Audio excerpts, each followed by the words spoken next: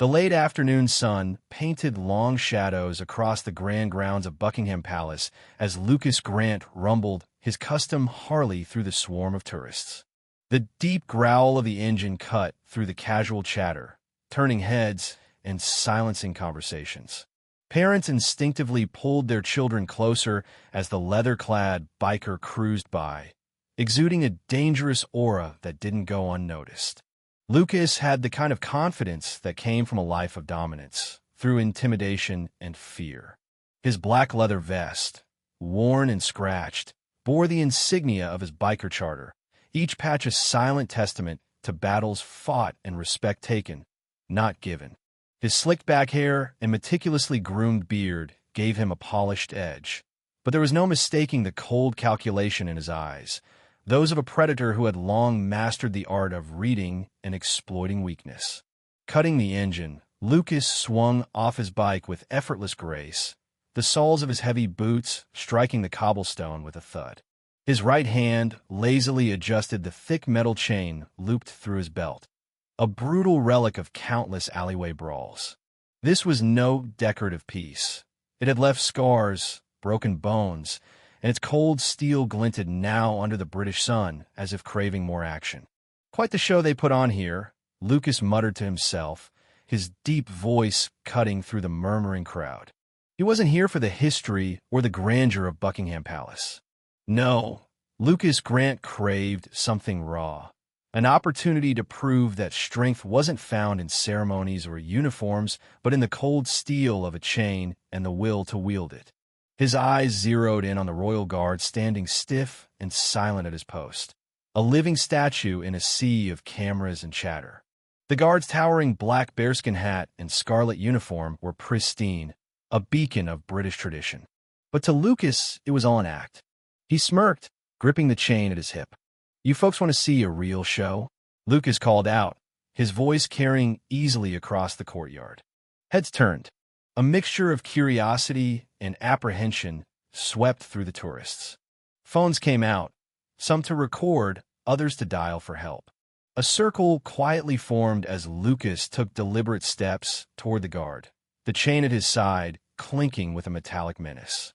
"Bet this guy hasn't flinched in years," Lucas continued, circling the guard like a shark. "But let's see what happens when ceremony meets the real world."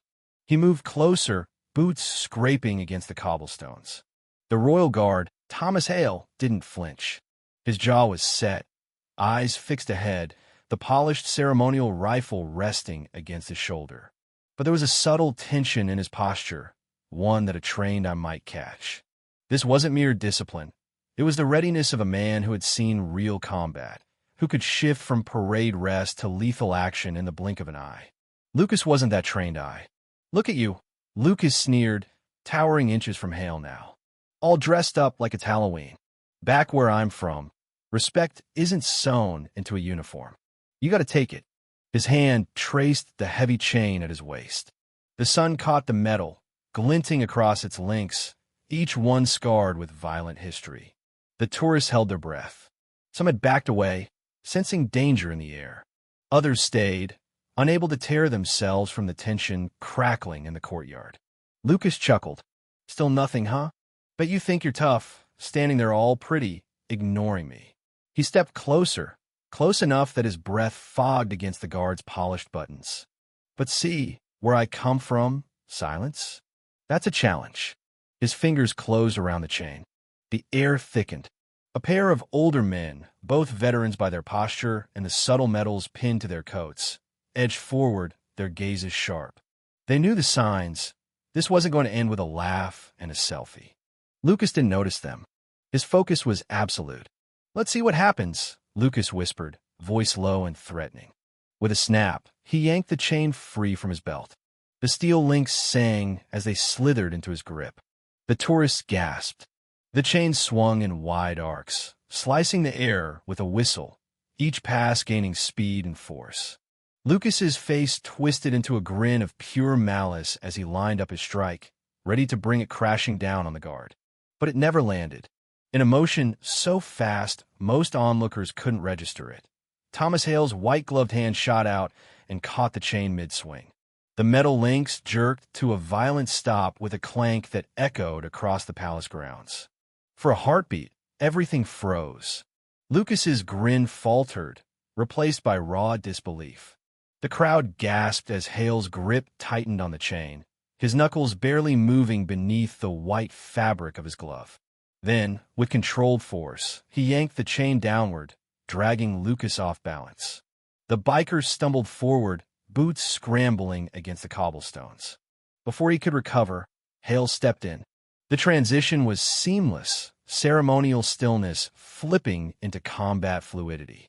With the chain still in hand, Hale wrapped it around Lucas's extended arm in one swift motion and twisted.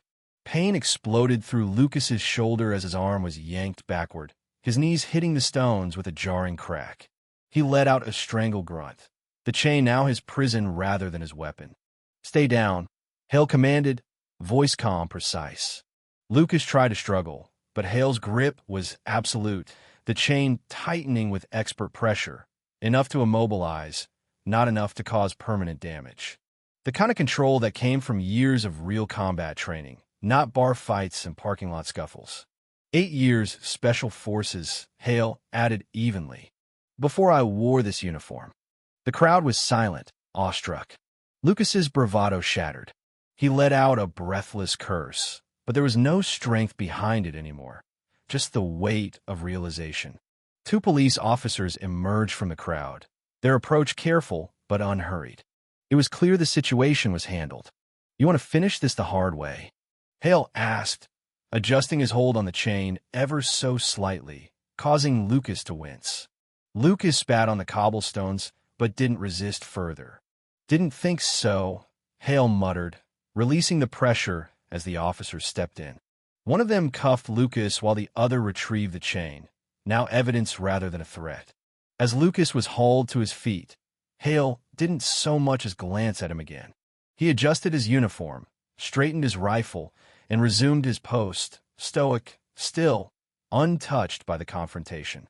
The crowd slowly began to disperse, the tension breaking like a snapped wire. One of the veterans at the edge of the crowd let out a low whistle. "Bet he doesn't swing a chain again anytime soon," he muttered to his companion. Lucas, now slumped in the back of the police cruiser, stared hollow-eyed at the palace gates as they pulled away.